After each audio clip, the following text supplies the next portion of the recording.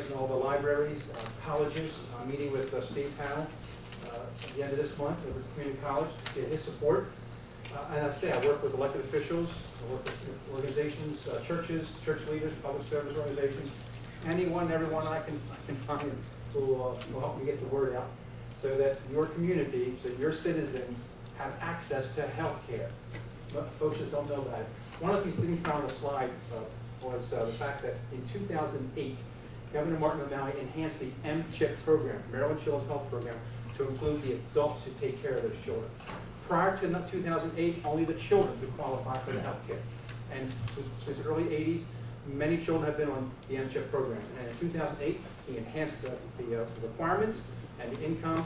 And in the first 6 months, we had over 90,000 people apply and qualify for the MSHA program. And not only do the children have health care, but their adults.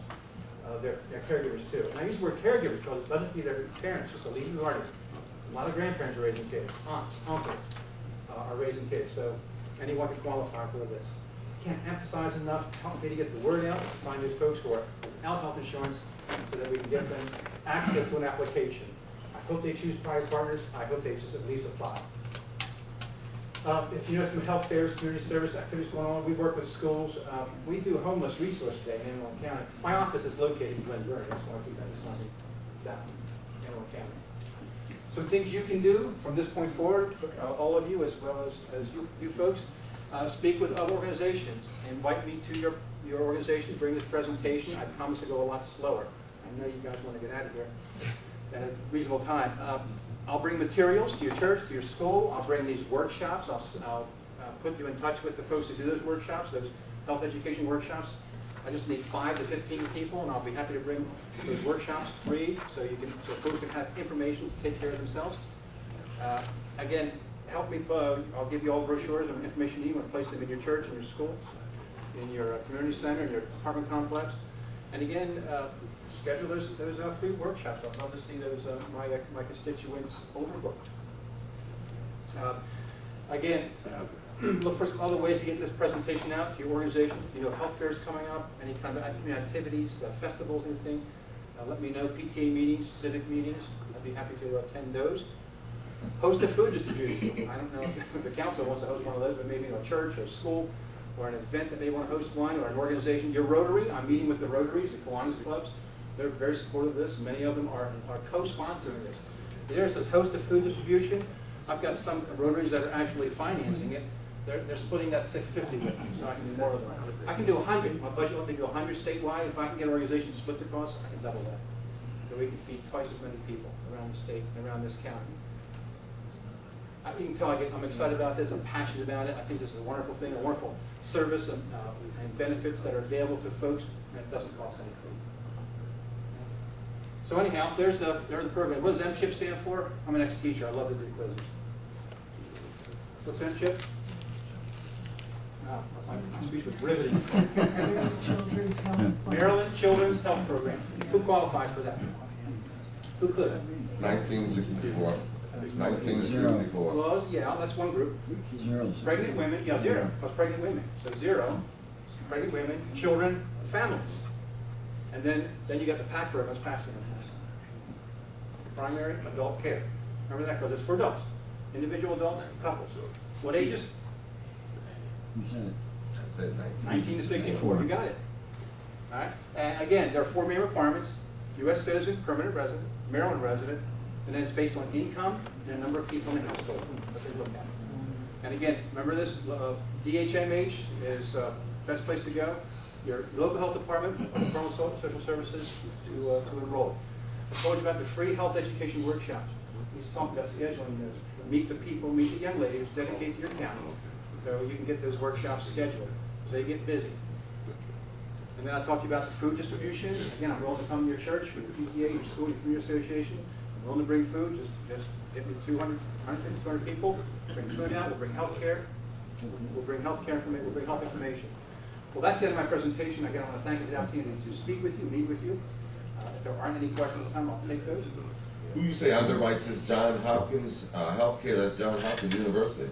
The first one, Johns Hopkins Medicine. Yeah, the university and the medicine are 2 separate entities. Oh, so there's no affiliation with the both. Excuse me? There's no affiliation with the both. Well, they're affiliated, yeah, they're both owned by Johns Hopkins Medicine Incorporated, but the health system side is separate from the university side. They have two different internet systems too, but they do talk to each other. Very collaborative, but I'm under the health system side. Yes, Priority Partners is owned by Johns Hopkins Healthcare. Hopkins has been running us, and 7 federally qualified health centers around the state. So we're half owned by Hopkins and half owned by the 7 federally qualified health centers. And Priority Partners has been around since 1994. So you're trying to get to the, possibly the low income and those people without the insurance?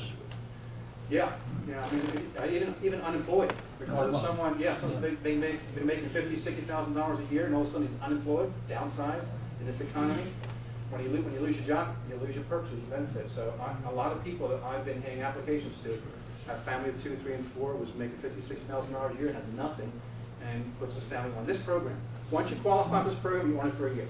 State doesn't bother you, so you're on it for a year. So if you do get a job within 3, 4 months, you can opt out of this one, take your employer's insurance, or keep this one for the duration of the year, which a lot of folks do. Very good. And then what do? You reapply after? The state will send you a letter or a call, send you a letter saying, do you still qualify? You fill out, you check off the boxes. You still qualify, you maintain it. It's temporary. It's not designed to be forever. It's designed to help you get on your feet, help you maintain, get that one thing off your mind while you're job hunting or while you're getting your life together, getting your family up and running. No, I'm sure there's a lot of people now that could use this program, definitely. Really. Well, again, if you know some leads, you got my card. If you know some avenues and venues and places I can go besides Rotaries, Kiwanis, schools, churches, please. I'm involved with the Boys and Girls Club of Cecil County, so I would be very interested in getting some brochures to pass on to some of the low-income families. And if I had them now signing up for the after-school programs, I could definitely pass that on.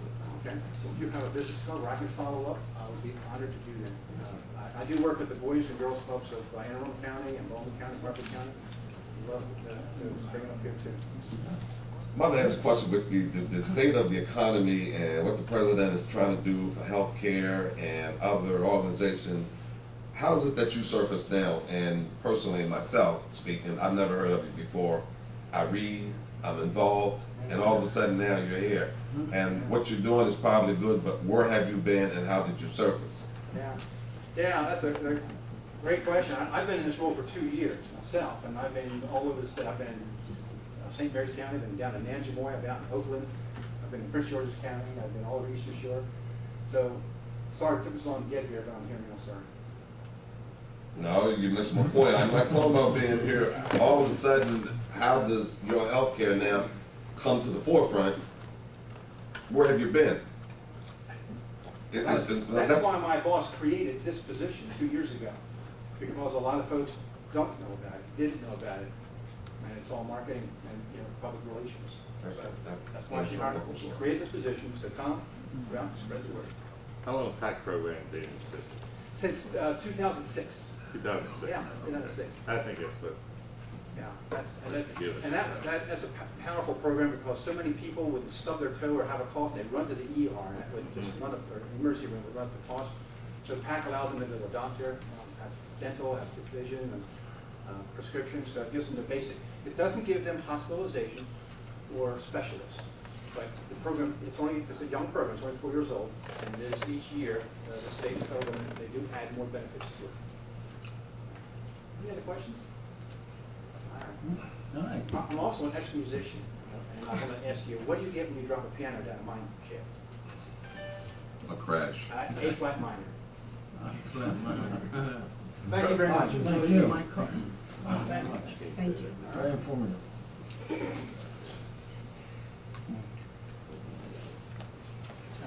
This reminds me so much of like Dark when you get a partner, people come on board and tell somebody. Okay. I just have a couple of things. I have an appointment to the Historical Architectural Review Committee. I'm trying to get. I'd like to make an appointment to Steve Leonard, be appointed to the Historical Architect and Review Committee. So if I can get a motion to accept him. So move. Second. Any further discussion? All those in favor? Aye. Motion carried. Okay. Mary Jo, I just need to clear up something to our thing we did last week. Were you getting a license to sell beer? No, Okay. I was getting the alcohol waiver to have the merchants sell on the streets like we've done in the past several years. And they would purchase the Fall Fest mug, and then come out on the street to be with the food and the entertainment. Okay, because I just think we got some confusion here about what we did as far as waiving something, and I'd just like to clarify that the alcohol beverages, Chapter 9.04, public construction restriction, that is unlawful for any person to consume or possess in any open container alcohol beverages while on public property. Well, what we did last week was to have a waiver, which this chapter gives us the right, which it says, the right to grant exceptions, that the mayor and commissioners of the town of Elkton reserve the right at their discretion and in the best interest of the citizens of the town of Elkton to grant on special occasions and other events an exception to the provision of this chapter. So I think there was some confusion that you might be getting a license to sell beer. Just wanted to clarify that. No, Okay, thank you. it's for the She couldn't get a merchants. license, could she? Excuse me? I'm saying she couldn't get a license. No, if we. Oh, I understood what you were doing, but what he's reading, he's talking about you getting a license? No, no, We no. asked the waiver to get her a license, so she could. I know, so we did, right. No, I think it was Right. misunderstood. I understand what he's is saying. what the Alliance was asking get. for. I was on vacation. And it was just a waiver to allow the alcohol on the street. Right. And the way it was typed up was in the designated area from the stage to Main Street, Right. so that the merchants who are there, which are the Howard House and North Street Hotel, can sell their alcohol in the Fall Fest mug, so the police know who are drinking on the street. And that's what we've done in the years past, and that's what we were doing this year again. Okay, I just needed to clarify that. All right, you got anything, Mary Jo, other than that?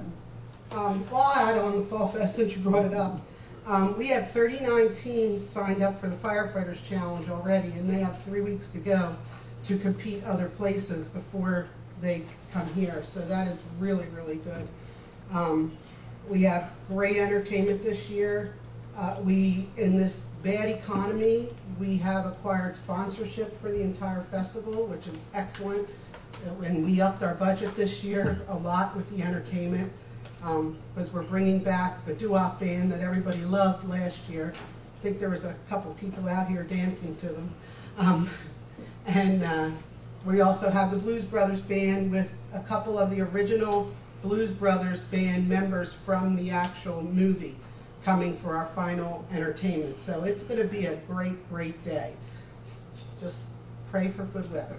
But I'm excited about the Firefighters Challenge, having that many signed up so early. So I did want to just pass that on. Also, I did the new Mexican restaurant opened up today on 40. And when I rode by, they were very, very busy. So that's good. Putting people to work. Well, you might just want to mention, that you mentioned the business opening up, that Sonics will be opening up on September the 10th. Yeah, With another business in town and putting some more people to work. yeah. That's That's it? all I have. Nothing wrong? Charlie? And then as you mentioned Sonics, when I was in Texas visiting my daughter a couple of weeks ago, Sonics was all over Texas. Of course, I understand here that they're supposed to rollerblade or something when they come out to serve you, but I didn't see that existing there. And I saw quite a few out there in Texas, throughout Dallas and what have you. Lastly, Chief, thanks for your update on the intercom about the storm that's coming. If you will, keep us posted. Appreciate that. I don't have to go to any other weather channel. And lastly, how long are we tied to the county with the system we're in when we have to secure or need the services of the police department?